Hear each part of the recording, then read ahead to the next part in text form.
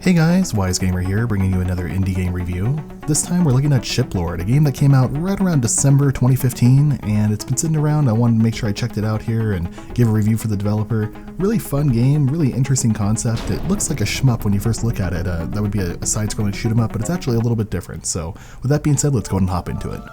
So in Shiplord, you have these similar to the shmup action of like the side-scrolling shooter, but without the shooting aspect. So basically, the goal here is that you're trying to pick up all these quasars, these little glowing white orbs that appear randomly on the screen. Those quasars are like the secret to keeping life going, basically. They are the sole energy source for life, and the people that collect the most are the rulers of the universe, basically, and they're the ones that are able to have the most power. So you want to collect these all for your group, basically, and as you're doing that, you have these like asteroids that come on, and eventually like other ships and like boss level type things will come on as well, and they try to destroy your ship, basically, as you try to collect all of these too. So it's not a shmup because you actually don't get to shoot back at all, but you do have some other abilities similar to a shmup. So basically you have like a shield ability, you have like a reflect ability which kind of like slows down time and reflects any asteroids like back, basically. And as you go through, you collect all these different things. There's like a metal mode where you want to go from wood, bronze, silver, gold, platinum, all the way up to diamond level, and that's based on how many you can collect on each level.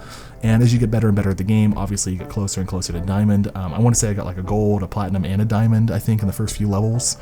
Speaking of levels, there's like 15 different levels total. Again, multiple boss levels, and there's some like bonus levels and unlockables and stuff like that too. So as you go through, you can unlock like different ships as you reach different like levels on different badge levels, I should say, on each individual level. And those ships will have special abilities and stuff like that too that you can unlock in different color schemes and things like that.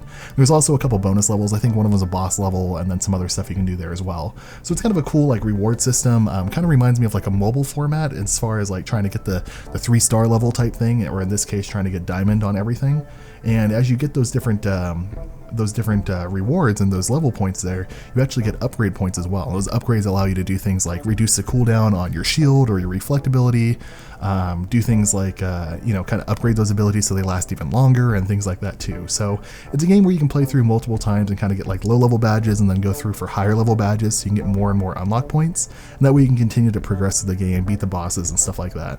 It's about $8 on Steam, and really I thought it was pretty good. So I mean, visually it looks like a typical sci-fi space shooter type thing, but again without the shooting part of it, in the sense that you don't get to shoot. The bosses, unfortunately I didn't get to a boss during my recording. I kept dying due to stupid asteroid and stuff like that, and I just I didn't have enough time to be able to put into it to get to a boss level. So I apologize for that, guys, but you can check out the link down below for Steam to see the boss stuff too. But the bosses shooting at you, like, they have really unique patterns and really bright visuals.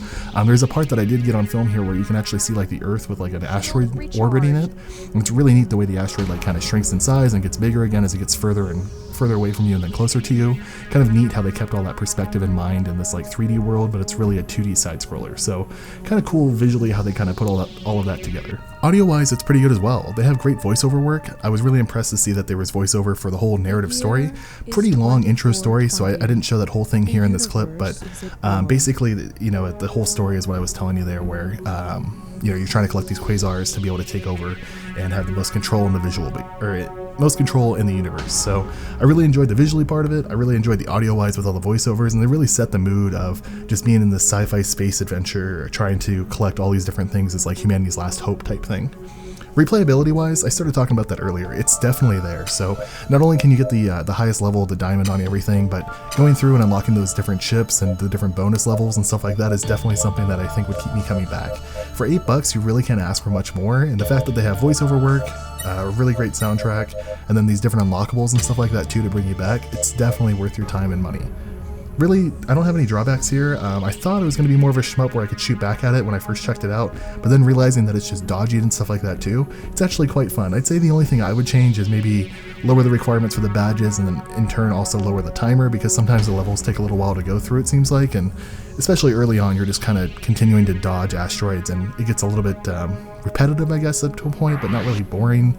So it's a good balance where it's at right now. I just was preferring to have a little bit faster or more, jump right into the action type of gameplay. Overall though, I still recommend the game. Again, for $8, you're definitely getting your value here.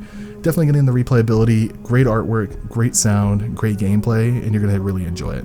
I'll have all the links down below as always. If you guys have any questions about the game, leave them down in the comments. If you liked the video, make sure you hit that like button. If you disliked it, you can hit the dislike button as well.